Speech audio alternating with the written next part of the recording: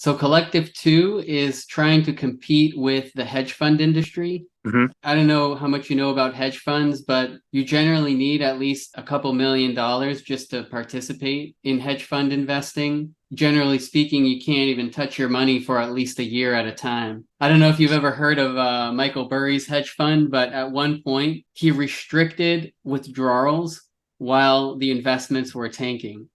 I don't know. What does that mean? So like people were seeing their investments go down like 20, 30, 40%, and he made it so that they could not withdraw their money. Is that legal? That doesn't sound legal.